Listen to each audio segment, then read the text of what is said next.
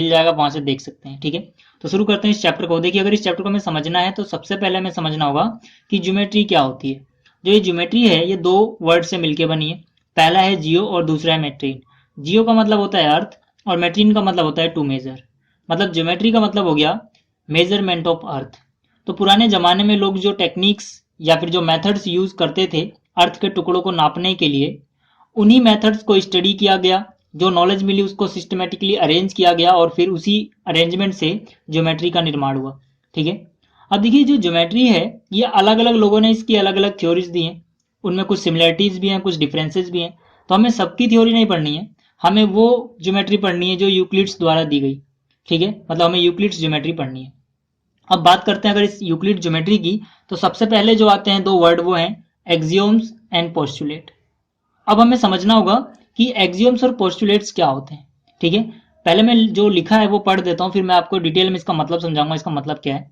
देखिए, both axioms and postulates are assumptions which are obvious universal truths, they are not proved.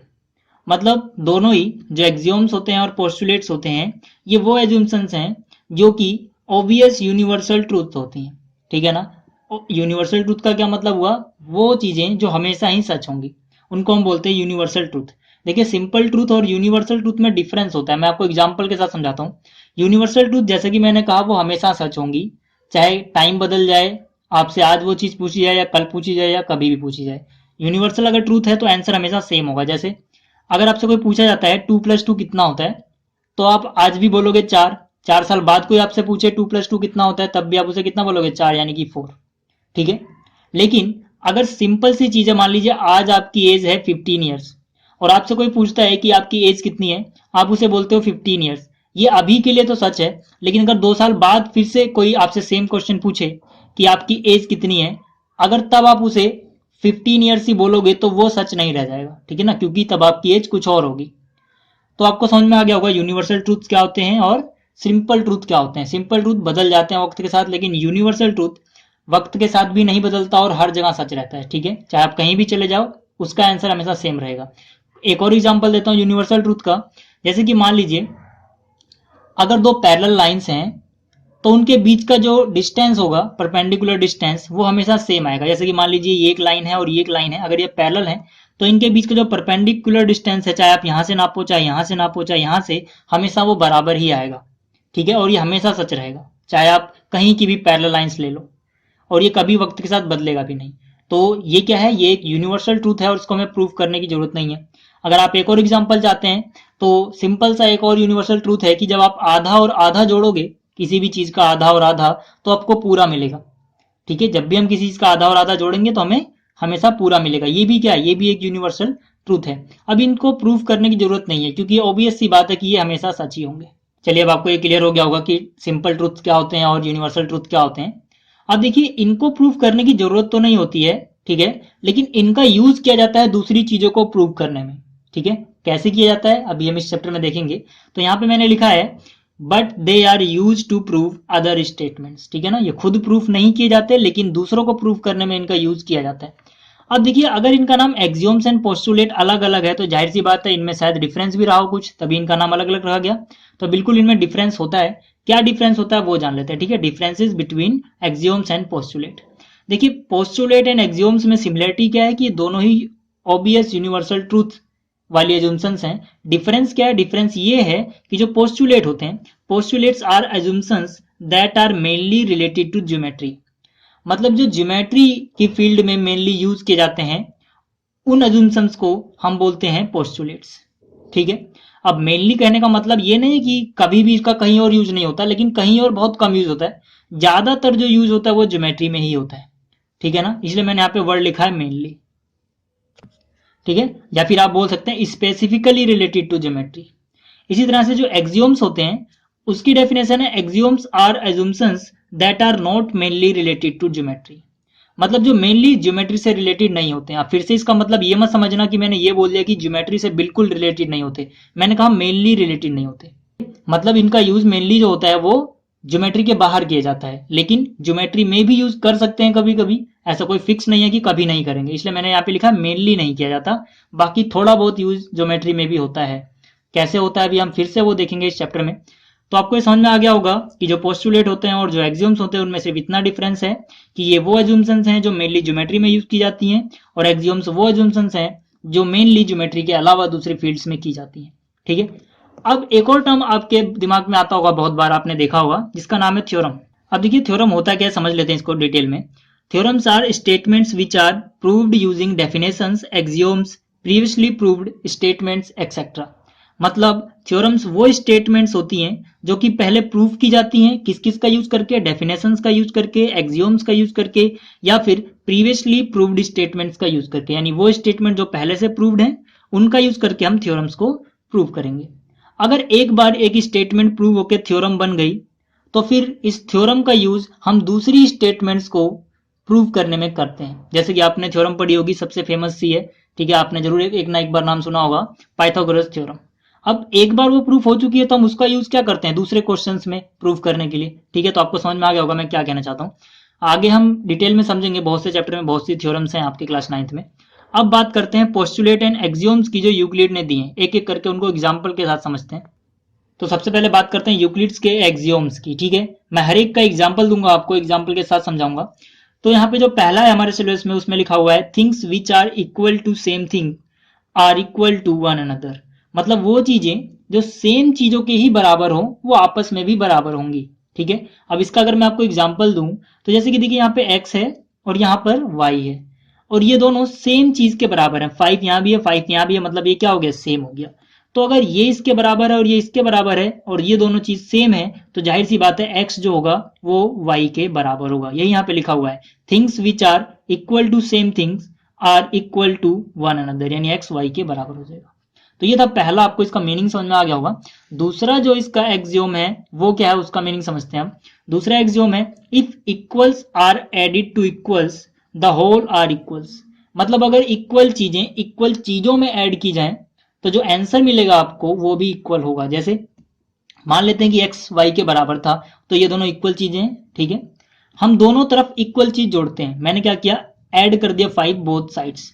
तो यहाँ पर x और y पहले से इक्वल थे और मैंने यहाँ पे 5, यहाँ भी 5, यानी इक्वल चीज ऐड करी है। तो जो आंसर आएगा x प्लस 5 और y प्लस 5 ये दोनों भी आपस में इक्वल होंगे। ठीक है, ये मतलब है सेकंड वाले का। अब बात करते हैं थर्ड, क्या है इसका। थर्ड में हमें बोला गया है या फिर लिखा हुआ है if equals are subtracted from equals the remainders are equal. मतलब अगर इक्वल चीजों में से हम इक्वल चीज घटा दें, सब्ट्रैक्ट कर दें, तो जो बचेगा वो भी आपस में क्या होगा, इक्वल होगा। जैसे फिर से मान लेते हैं x बराबर y है, ठीक है ना, ये मैंने माना है, लेट किया है। तो अगर हम दोनों तरफ 5 सब्ट्रैक्ट करते हैं, फिर से 5 मैंने सब्ट्रैक्ट किया, 5 देखिए यहाँ भी और यहाँ भी, तो x और y पहले से ही बराबर थे और बराबर बराबर चीजें मैंने दोनों तरफ घटाई हैं। तो जो x माइनस 5 है और y माइनस 5 है ये दोनों भी आपस में क्या होंगे, बराबर होंगे। ठीक है, ये मतलब है थर्ड वाले का। फोर्थ वाला देखिए जो अक्सर लोगों को समझ में नहीं आता है, बहुत सारे बच्चों को कंफ्यूजन रहती है, तो इसको समझाने के लिए मैंने 1 2 3 एग्जांपल लिए, आपको पक्का है कि समझ में आ ही जाएगा। ठीक है, तो यहाँ पर जो फोर्थ वाला इसको पहले पढ़ देता हूं मैं, फिर समझाता हूं आपको।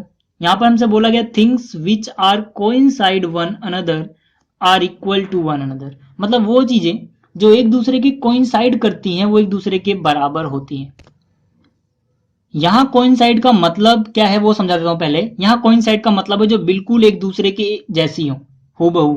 ठीक है, जैसे कि यहां पर जो पहला एग्जांपल लिया है, यहाँ पे मैंने लिखा है x कोइंसाइड्स विद x। जाहिर सी बात है ये x जो है इस x के बिल्कुल एक जैसा है, तो x जो होगा वो x के बराबर होगा। ठीक है, इसी तरह से यहाँ पे देखिए दूसरा जो एग्जांपल है जो मैंने इस बॉक्स में बंद किया है, उसमें मैंने ए बी एक लाइन सेगमेंट लिया जो कि 5 सेंटीमीटर का है, सी डी एक लाइन सेगमेंट लिया जो कि फिर से 5 सेंटीमीटर का है। तो मैं कह सकता हूं कि भाई ये 5 सेंटीमीटर और ये 5 सेंटीमीटर एक दूसरे के कोइंसाइड करेंगे, हूबहू एक जैसे हैं। ठीक है, एक दूसरे के ऊपर रखा जाए इन्हें तो बिल्कुल ये एक जैसा नजर आएंगे। तो हम कह सकते हैं कि जो ए बी है वो कोइंसाइड्स करता है विद सी डी, इसीलिए जो ए बी होगा वो सी डी के बराबर होगा। और जो इस पोस्टुलेट का आपको इस चैप्टर में यूज करना है उसमें से ज्यादातर चांसेस है कि आपको इस फॉर्म में इस पोस्टुलेट का यूज करना होगा। तो ये वाला एग्जांपल जरा ध्यान से समझना। ठीक है, यहां पर क्या किया मैंने, सबसे पहले एक लाइन सेगमेंट लिया ए बी और बीच में उसके कोई पॉइंट ले लिया सी। ठीक है, तो आपको फिर से अब ए सी और सी बी नजर आ रहा होगा। तो देखिए अगर मैं ए सी और फिर सी बी को जोड़ दूं तो मुझे ये पूरा मिल जाएगा। तो मतलब ये पूरा जो है इसके और इसके मिलने से बन रहा है, तो मतलब ये प्लस ये इस पूरे के कोइंसाइड करता है। तो हम कह सकते हैं कि AC plus C B coincides with AB पूरे के, इसीलिए AC प्लस CB जो होगा बराबर होगा AB के, क्योंकि ये दोनों क्या है, ये पूरा और ये पूरा एक दूसरे के कोइंसाइड करते हैं। तो उम्मीद है आपको ये भी पोस्टुलेट समझ में आ गया होगा। अब बात करते हैं इसके अगले पोस्टुलेट की। अब देखिए जो इसका फिफ्थ एक्सियोम है उसमें हमसे बोला गया the whole is greater than the part, मतलब जो पूरा होगा वो अपने ही किसी टुकड़े से हमेशा बड़ा होगा। जैसे कि यहाँ पे देखिए जो सर्कल लिया मैंने पूरा, ठीक है, इसको मैंने बोला होल यानी ये पूरा है, और ये क्या है, ये इसका एक टुकड़ा है, एक पार्ट है। तो जाहिर सी बात है जो पूरा होगा हमेशा ग्रेटर होगा अपने ही एक टुकड़े से, ठीक है। तो आपको ये समझ में आ गया होगा।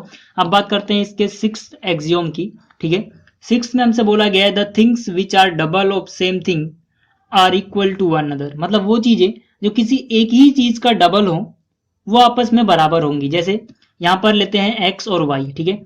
x जो है वो 2p है, मतलब p का 2 टाइम्स यानी p का डबल है, और इसी तरह से जो y है वो p का डबल यानी कि 2p के बराबर है। तो x और y दोनों ही p के डबल के बराबर हैं, तो x और y आपस में क्या होंगे, बराबर होंगे।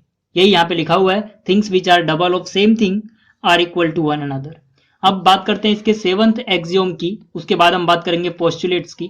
देखिए जो एक्सियोम है सेवंथ, उसमें हमसे बोला गया है things which are half of the same are equal to one another, मतलब वो चीजें जो सेम चीज का हाफ हो वो आपस में बराबर होंगी। जैसे कि फिर से मैंने x और y लिया, x जो है वो p का हाफ है यानी p डिवाइड बाई 2 है, और y जो है वो फिर से p का ही हाफ है यानी y बराबर है p डिवाइड बाई 2।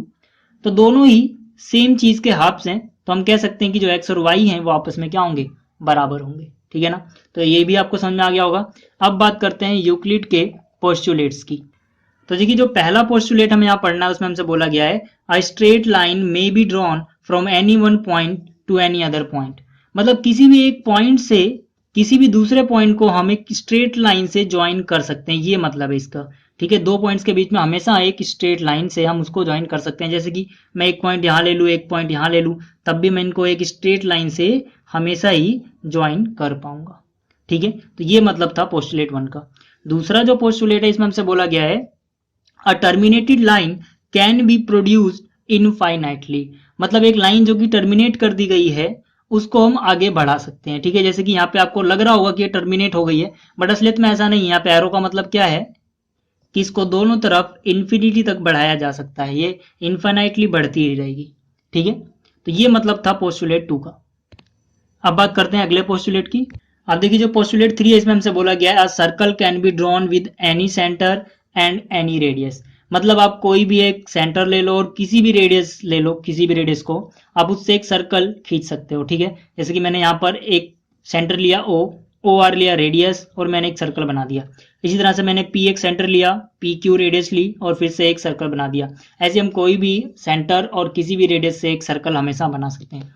और जो इसका पोस्टुलेट नंबर 4 है उसमें हमसे बोला गया all right angles are equal to one another, मतलब सारे के सारे राइट एंगल्स आपस में बराबर होंगे। राइट एंगल आप जानते हो 90 डिग्री के एंगल को बोला जाता है राइट एंगल।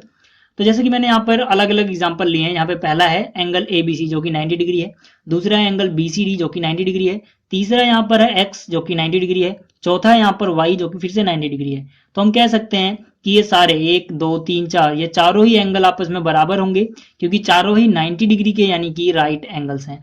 तो मैंने यहाँ पे लिखा है एंगल ABC बराबर एंगल BCD बराबर एंगल X बराबर एंगल Y, ठीक है। तो आपको ये समझ में आ गया होगा चौथा। अब देखिए जो पोस्टुलेट नंबर 5 है ये थोड़ी दिखने में लेंथी है लेकिन इनको समझना बहुत ईजी है। मैं आपको समझाऊंगा, अब एक बार पढ़ देता हूँ पहले।